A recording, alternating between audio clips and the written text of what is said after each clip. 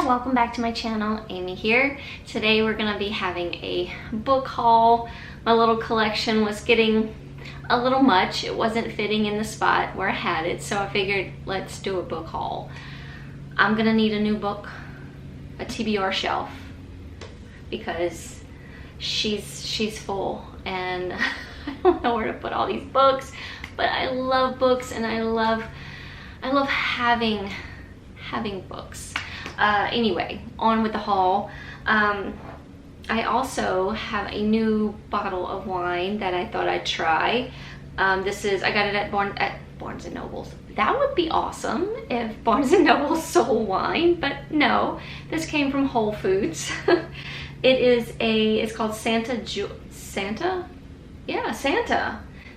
Julia, made with organic grapes. It's a Cabernet Sauvignon, Mendoza, Argentina, 2021. She's a screw top. You can take her anywhere. I love a good screw top. So let's give her a taste. I've got my pretty little fancy wine glass here.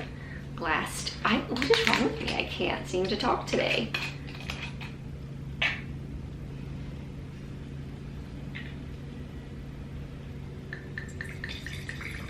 Just a little taste. Oh, I should have brought a napkin in here. Oh, she's leaking.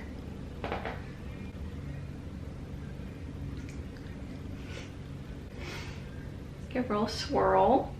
See what she looks like.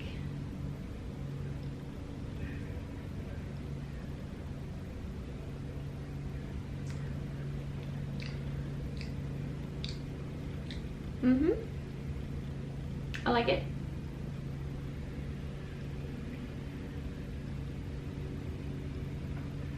Okay, on with the haul.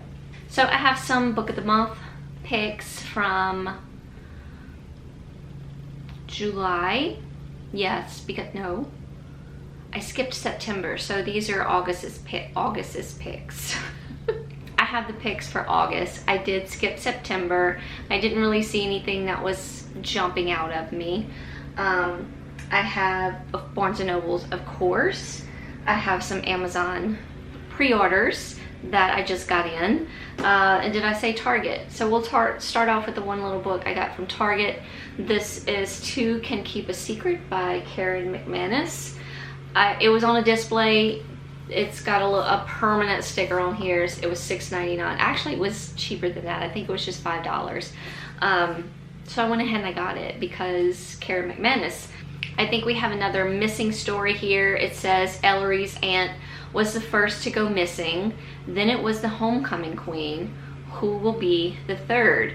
So this is kind of like giving me Pretty Little Liars kind of vibes. Just two can keep a secret if one is dead.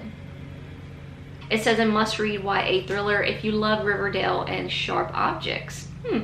I love Riverdale. I enjoyed Sharp Objects. It wasn't my favorite, but it was good. The two books that I recently got in from Amazon, I pre-ordered, of course, Christopher Rice writing as C. Travis Rice, the second book in the Sapphire Cove series. This is Sapphire Spring. This is the story of one of our characters that we meet in the first book. It says Nasser Kazemi has never met a problem a good spending plan couldn't fix. But working as the chief accountant for his best friend's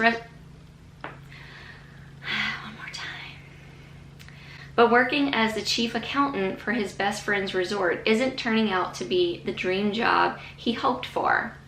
It doesn't help that his fashion designer sister is planning an event that just might bring Sapphire Cove crashing down all around them. When the wild party reunites him with Mason Werther, the gorgeous former jock who made his high school experience a living hell, things go from bad to seductive. I love a good blast from the past kind of story where you know, you were secretly lusting over the jock and then you meet him years later and he's gay as well. I love it. I love it. Or you turn him gay, whatever the story may be. The former Golden Boy's adult life is a mess, and he knows it's time to reform his hard partying ways. But for Mason, cleaning up his act means cleaning up his prior misdeeds. And he plans to start with Nasser by submitting to whatever the man demands of him to make things right. The offer ignites an all-consuming passion both men have denied for years. But can they confront their painful past without losing each other in the process? So yes, we meet Nasser in the first book. I believe he is one of our main character's best friends. I don't remember those characters' names, but I'm sure we'll reunite with them in this book. But isn't the cover just stunningly beautiful? I love it. Yeah, I can't wait to jump into this. And of course, Christopher Rice himself is doing the narration, so you know we gonna be listening to it. And then the other pre-order I picked up, this is from Lauren Blakely, The Boyfriend Comeback. I don't remember if this is a standalone. It says The Boyfriend Zone right here.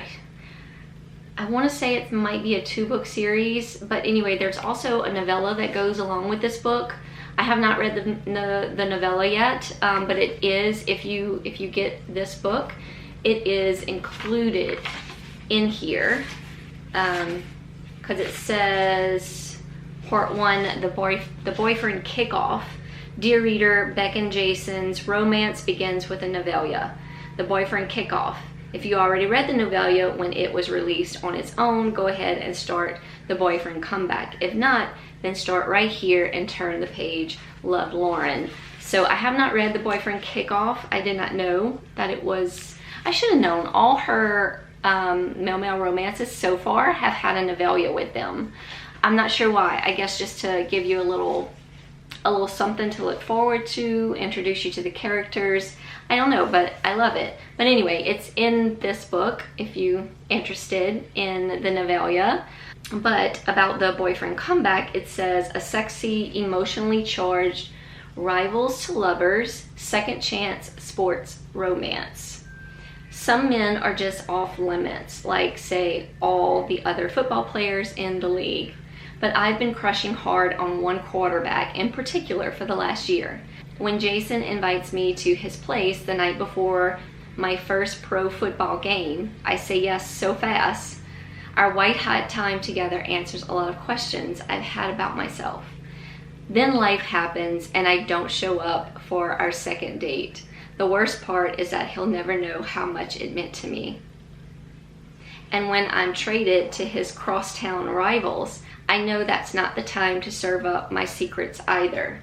My team's PR department wants to double down on our rivalry. And they're right, I need to focus on football, not on my interest in men. But the more time I spend doing media appearances and charity events with the gorgeous, quick-witted, popular guy, the hungrier I am for him. So yeah, I am definitely gonna jump into The Boyfriend Kickoff. I don't know when, but yeah, I had pre-ordered this one, so I'm really excited about it, and I love the cover. Then for the month of September, for August, for the month of August, for book of the month, I got 3 books because I just couldn't decide. So I chose, for my actual book of the month pick, I chose Karen Slaughter's, no. It was part of the book of the month, but I chose Alice Feeney's Daisy Darker for starts. And then I chose Karen Slaughter's The Girl Forgotten. And then after learning that this is the sequel to Pieces of Her, I also picked up the book of the month copy of Pieces of Her. And I do believe this is the cover for the Netflix film as well. So I've already been hearing very good things about Alice Feeney's Daisy Darker, so I can't wait to jump into it. It doesn't look like it's super long. It says a family reunion that leads to murder.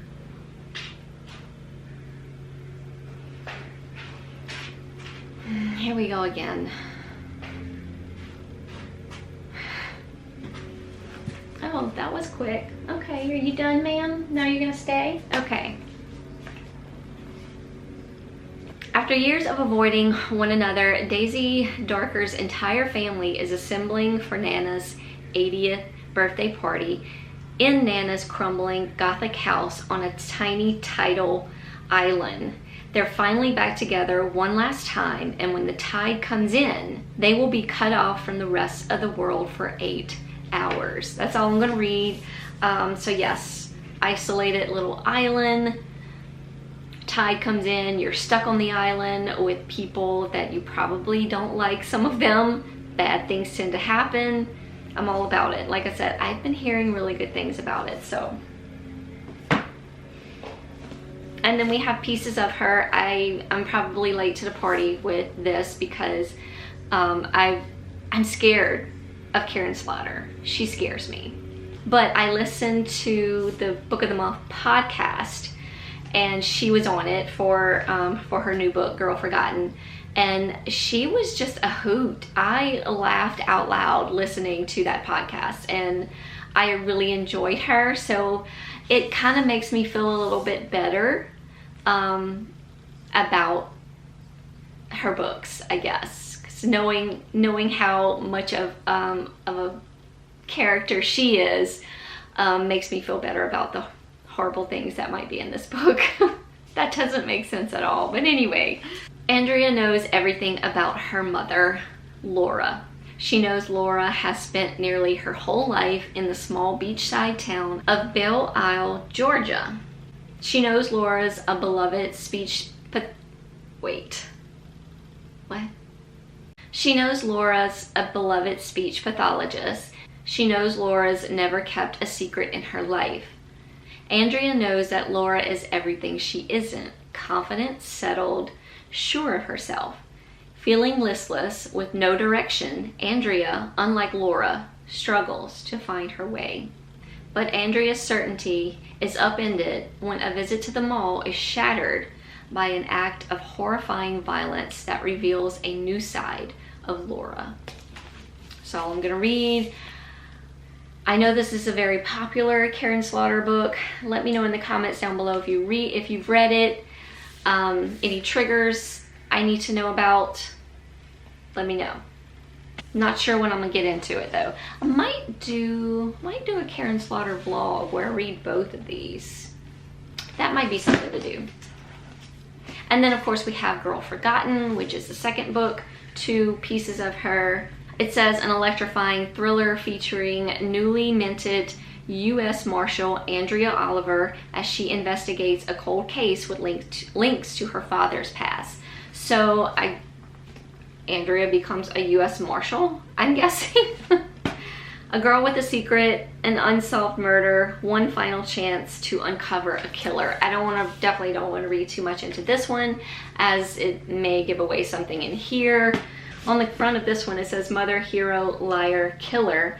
How can you tell when all you have is Pieces of Her? I'm kind of scared, but we're gonna do it. We're gonna do it. And then of course the bookmark that comes with our Book of the Month books. Read like your TBR is watching. I'd have to read really fast. Then we have lots of books from Barnes & Nobles that I picked up actually just recently the other day. One of them was a pre-order. That one is Husband Material by Alexis Hall. This is the second book from the Boyfriend Material.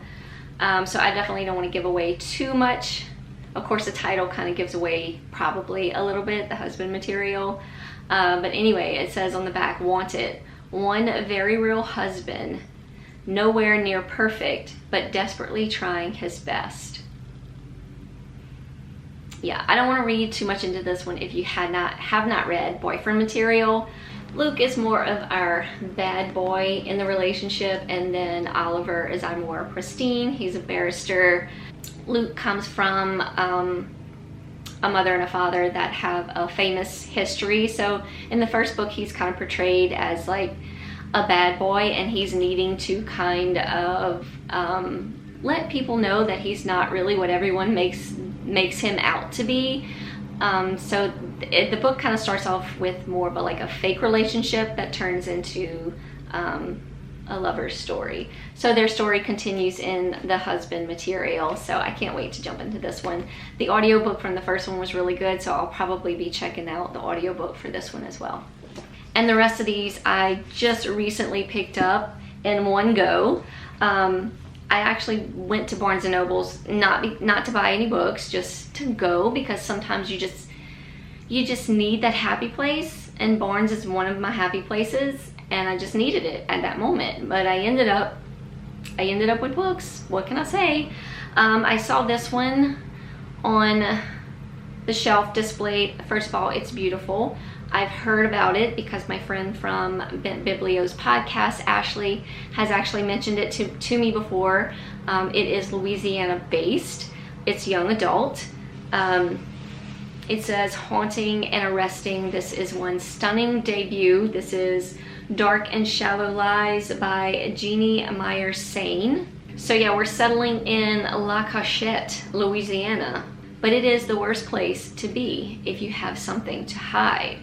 This tiny town where 17-year-old Gray spends her summers is the self-proclaimed psychic capital of the world, and the place where Elora Pellerin, Gray's best friend, disappeared 6 months earlier. When a mysterious stranger emerges from the bayou, a stormy-eyed boy with links to Elora and the town's bloody history, Gray realizes that La Cachette's past is far more present and dangerous than she'd ever understood. I don't know if I'm saying La Cachette correctly. I've never been there. Cachette. Cachette. La Cachette. I thought so. But Cachette. Okay, thank you. Yeah, it does say that it's like the psychic capital of the world. Wow. I've never been, actually never heard, but it sounds mysterious, and it's based in Louisiana, and I thought it would be fun. It was on a buy one get one 50% off table, so I spotted this one as well. I've seen this come up on someone's booktube, and first of all, the cover got me, and the more they were talking about it, the more I was like, ooh, that sounds really good. This is also YA. This is None Shall Sleep by Ellie Morney, and it goes back to the 80s. It dates back to 1982, Quantico, Virginia. Okay, so we have two teenagers, a serial killer survivor named Emma, and a U.S. Marshal candidate named Travis. They're recruited by the FBI to interview convicted juvenile killers and provide insight on cold cases. From the start, Emma and Travis develop a quick friendship, convincing juvenile murderers to talk when even the FBI can't get them to crack.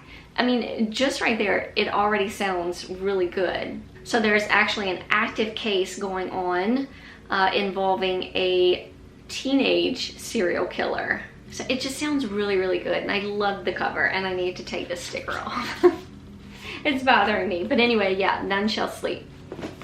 That was all I was gonna get. I'm walking to check out, and I spot All Good People Here by Ashley Flowers. This is something that I'm very interested to read. Ashley Flowers is from the podcast, wait, don't tell me. Bella, don't tell me. I had to look it up. Crime Junkie. I could not remember for the life of me. It's been a while since I've listened to the podcast, but it's a really good podcast. It's true crime, of course. She wrote a book.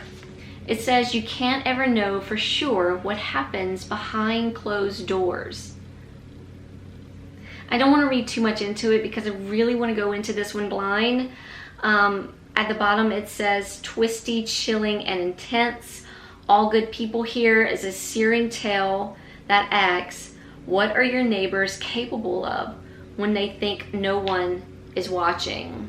I'm just really excited for Ashley Flowers, and I can't wait to read her story.